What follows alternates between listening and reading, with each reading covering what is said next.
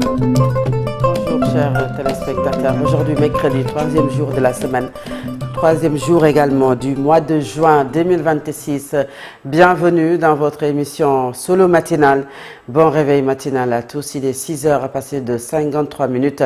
Merci à la régie qui assure la partie technique, Mohamed Touré, Mohamed Thiam, Babaïdara, Ismaël Sagnan. Je suis en compagnie de la Senghor. Bonjour et quelles sont les unes des quotidiens de ce matin? Merci, bonjour à vous Fatou Ndiaye, bonjour à toutes et à tous et excellent mercredi, bon réveil matinal. À la une du journal Les Échos ce matin, le quotidien revient sur la sortie du chef du parti PASTEF, Ousmane Sonko, par ailleurs président de l'Assemblée nationale hier, donc vous le savez, qui a fait une déclaration de presse péripétie de son limogeage des négociations pour la formation du nouveau gouvernement. Ousmane Sonko déballe grave sur Diomaye et averti. Il a voulu donc que je déclare que nous sommes séparés d'un commun accord. J'ai refusé, a dit Ousmane Sonko hier, donc parlant de Bassirou Diomaye Diakhar Faye. Le profil choisi pour diriger la justice ne me rassure pas, a-t-il dit. Vous le savez donc, dans ce nouveau gouvernement, le ministre de la Justice, il s'agit donc de l'ancien avocat de Bassirou Diomaye Diakhar Faye, maître Moussa Sarr. Et bien le journal revient également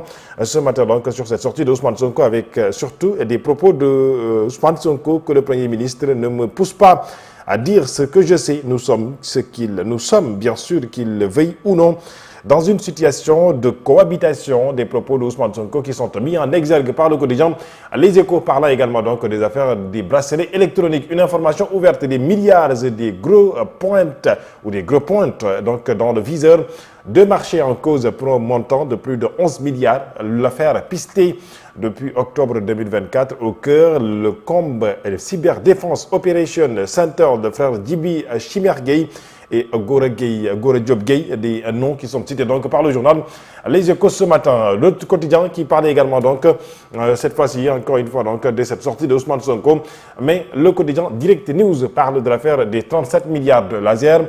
Jean-Michel Chen, rattrapé par ses propres aveux, informe le journal ce matin. Libération à sa une revient sur la sortie de Ousmane Sonko, leader du parti PASTEF. Le président a une stratégie pour essayer de démanteler PASTEF en réunion. Il avait dit qu'il est majoritaire dans le PASTEF. Je lui ai dit qu'il n'a rien dans le PASTEF et qu'il ne peut même pas gagner Ndiaganiao, là où, donc en tout cas, qui sert de fief pour le président Bassirou Diomaye Faye. Nous n'utiliserons pas l'Assemblée nationale pour le combattre, mais s'il utilise les moyens légaux et institutionnels pour nous attraper ou pour nous attaquer, nous utiliserons aussi nos moyens légaux et institutionnels. Des alertes qu'a fait hier donc le président du parti PASTEF. Je rappelle par ailleurs président donc de l'Assemblée nationale. Le pacte du Cap Manuel, ces discussions avec Bassirou Diomaye Faye, sa sortie à l'Assemblée nationale sur les fonds politiques, son limogeage, la formation du nouveau gouvernement, les révélations du leader de PASTEF qui met en garde contre tout complot, bien entendu. Le journal Libération est également revenu sur l'évasion à Michelle Scofield, avortée, milliardaire qui corse son dossier. Nous reviendrons certainement donc sur ce sujet. Le quotidien Vox Populi revient sur justement dans cette sortie de Ousmane Sonko. Hier, Sonko, le gros déballage et les menaces contre Bassirou Diomaye Faye et le Premier ministre. Le président de l'Assemblée nationale balance ses missiles sur le palais et éclate le deal du Cap Manuel, informe donc le journal Vox Populi ce matin.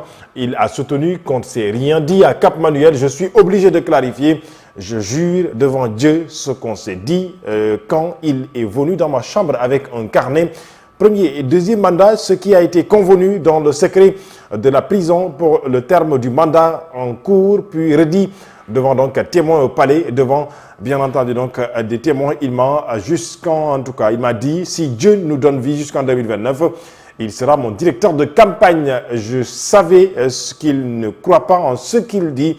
C'est ce qu'a dit donc Ousmane Sonko hier, revenant sur la nomination du Premier ministre Mahamadou Alaminoulo. On sait ce qu'ils trament. Ils ont commencé leur complot. Le président de PASTEF tombe sur son successeur à la primature. Je sais beaucoup de choses sur ce qui se passe et ce qu'il fait. J'ai été très courtois avec lui. Jusqu'à présent, il ne faut pas qu'il nous provoque. Monsieur Alaminoulo, restez à votre place de technocrate. Le champ politique n'est pas le vôtre, a dit le Premier ministre Ousmane Sonko, en tout cas l'ex-Premier ministre. Le journal Yor à sa une ce matin, Ousmane Sonko brise le silence et recadre le palais. a dit donc le journal ce matin. Eh bien, au-delà du journal, en tout cas Yor. Point actu à sa une, toujours Ousmane Sonko. Limogeage du Premier ministre, information du gouvernement. Sonko déballe Mouy Diomaye et joue l'apaisement, titre le journal ce matin. Beaucoup de directeurs généraux ou de PCA étaient absents hier lors de la conférence de presse de Ousmane Sonko. Qu'ils soient Fadilou Keita, Waly Diouf Bodian, Fatima Mbeng, entre autres, étaient présents à la rencontre. Grosse inquiétude sur le congrès de PASTEF. Vont-ils suivre le pas de Yankoba Diémé, Balla Moussa Fofana ou pas? En tout cas, l'interrogation est posée donc par mes confrères du journal Point Actu qui revient également sur un autre sujet, notamment le marché des bracelets électroniques. Le parquet judiciaire financier sur la trousse de 2 anciens ministres de la justice de Macky Sall. L'As quotidien à sa une, affaire des 37 milliards de laser, cette lettre confidentielle qui relance les interrogations ce matin. Nous titre le journal. L'Observateur parle du pôle judiciaire financier. Détail explosif sur le dossier des bracelets électroniques, un marché public de plus de 11 milliards de francs CFA sous haute suspicion après des écarts financiers jugés inexpliqués par les enquêteurs. Eh bien, ce que révèlent les réquisitions adressées au payeur général du Trésor et l'administration l'administration pénitentiaire. 3 anciens ministres, le DG de CC, Doc Elhadji Goré Diop Gueye, entre autres dans le viseur de la justice sénégalaise, comme nous le parle aujourd'hui le journal L'Observateur à sa une. Le quotidien à sa une, après sa rupture avec le président, Ousmane Sonko vide ses dossiers. Le leader de PASTEF livre les détails du protocole de Cap Manuel. Nous informe le journal Le Quotidien ce matin. Eh bien, l'info à sa une.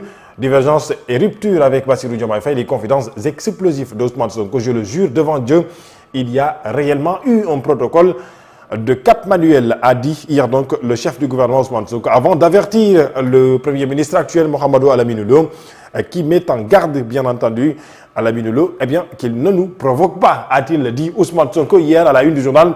Également donc Réumi Quotidien, Sonko raconte les coulisses de son limogeage. Entre autres informations qui sont évoquées, notamment par le journal La Tribune ce matin, qui revient sur cette affaire retentissante, en tout cas qui connaît également donc des rebondissements en vue de l'affaire Diagasek. Qui sont les grosses pointures dans la ligne de mire? S'interroge le journal ce matin. Diagasek avait lancé des noms et donné leur numéro de téléphone. Il serait aujourd'hui en train de préparer un retour de la Mecque avec un autre titre de l'âge. En tout cas, le journal en a parlé donc ce matin. Entre autres informations, eh bien, cette fois-ci donc nous parlons en tout cas de sport avec le journal Le Dakarois Sportif qui revient sur la CAN U17. Les Lionceaux, rois d'Afrique, un sacre historique puisque l'équipe nationale du Sénégal a encore une fois donc décroché son deuxième sacre continental de la catégorie des U17 au Maroc. Eh bien, rappelez-vous, un deuxième titre en 6 mois, en tout cas au niveau sur la terre marocaine, puisque, rappelez-vous, en janvier, l'équipe nationale donc, du Sénégal avait remporté